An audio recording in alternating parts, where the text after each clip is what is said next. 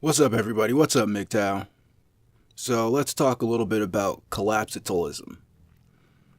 Now, some people might suggest that here in the West, or at least in the United States, that there's an unofficial state religion, when in fact there's two unofficial state religions. Now, defining them as a religion as such isn't really the best way to define it.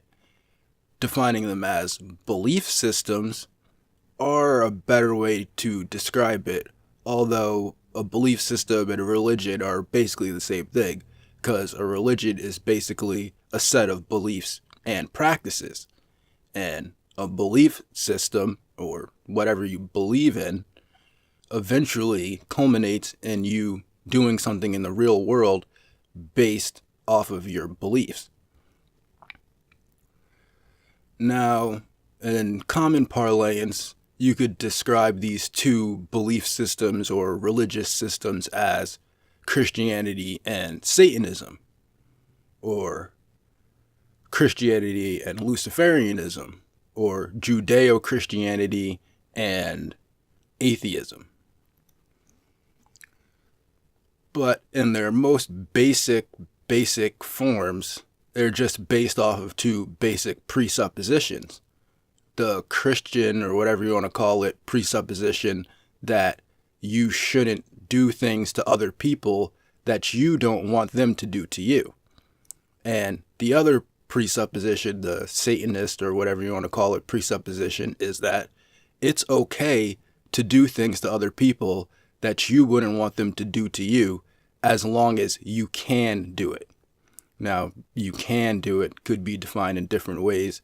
Either you're physically able to do it or legally able to do it or whatever, just because you have the power to do it. You can do it. Now, the Christian, or whatever you want to call it, belief or presupposition of that you should only do things to other people that you want them to do to you, or that you don't want them to do to you, is that basically everybody objectively has the same things that they don't want other people to do to them. Like, for example, if you don't want people to punch you in the face, then you shouldn't punch other people in the face. Now, there could be some gray area there where there's masochists. Maybe they do want people to punch them in the face. But typically speaking, most people don't want people to punch them in the face. And you could say that that's a subjective value, but if I were to ask you, do you only subjectively not want people to punch you in the face, or is it objective fact that you don't want to be punched in the face if you can avoid it? So it's kind of like very teetering on the edge of subjective and objective. Now, the Satanist, or whatever you want to call it, type of belief system is that everything is subjective. So you being punched in the face isn't even really you being punched in the face, because you don't actually exist, because the universe is just a mistake and something blew up a long time ago, and here you are now getting punched in the face, so who cares? Now, I'm not really here to argue whether one moral system is better than the other, because in my opinion, both moral systems have their merits, or they can't be argued against, because at the end of the day, they're all based off of an unknown quantity, which is, where did life come from? Where did the universe come from? Nobody has the answer to that, and until somebody actually can come up with an actual provable and testable way to show that either the universe doesn't exist, as the relativists think, or that the universe absolutely exists, like the absolutists believe, both of these presuppositions are based off of a belief. It's not based off of a fact. And so therefore, Christians can't really argue against a satanic worldview, and Satanists can't really argue against a Christian worldview, because the basic point that you need to prove to prove one or the other wrong is not able to be proved. It's unfalsifiable. It's unprovable. But again, that's not exactly what I want to talk about. What I do want to talk about seems to be this unifying principle that's underlying both, I guess, presuppositions or beliefs that seems to be coming to a head within the United States culture. And that is of an apocalypse. And I know I'm not using that term in the correct way, as it means to reveal something or to be shown something, but more in the biblical sense of, it's the end of times, Jesus is coming back to, save all the good people and the bad people are just going to die in a fiery pit of hell type of thing. That. Because if you look at it, both the left, which could be considered more of a relativist viewpoint, and the right being more objectivist, even though both have a mix, at least in my opinion, they all believe that society is going to collapse, that there's going to be this end times, end of days thing where you're going to have to wear weird clothes and strap up with guns and, all that type of stuff.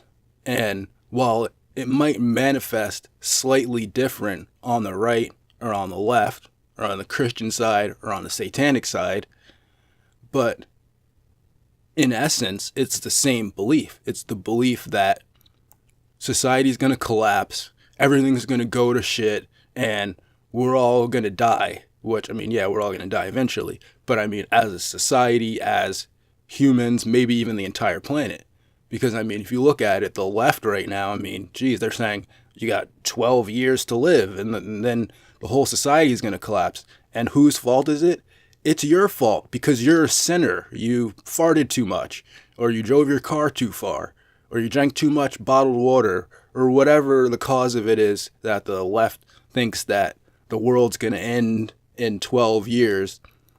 People have been believing this ever since Christianity was invented. That the world's going to end and, who knows when. Probably tomorrow. Jesus is going to come back. And on the right, people believe the same thing. They believe that, the government's going to collapse and the economy's going to fail and better buy some bullets and butter because Jesus is coming. But before Jesus comes, we're going to have to kill all the looters and robbers and all that type of stuff. So we need a lot of bullets because we could just shoot everybody and then pray to Jesus, and then Jesus will come and save us after we shoot everybody. I don't know. Doesn't really make sense to me. But when you look throughout history, this whole idea of collapse and collapsing societies is really a misnomer. Because if you look throughout history, most societies didn't actually collapse per se. Now, the Mayans and the Incans, yeah, that shit collapsed. But if you look, for instance, at Egypt, Egypt didn't collapse. It was taken over by an invading army, namely the Romans. And then if you look at Rome, while Rome was definitely getting weak, Rome didn't collapse. It was taken over by an invading army, namely the Visigoths. If you look at Germany and parts of northwestern Europe, they didn't collapse. They were destroyed in World War II.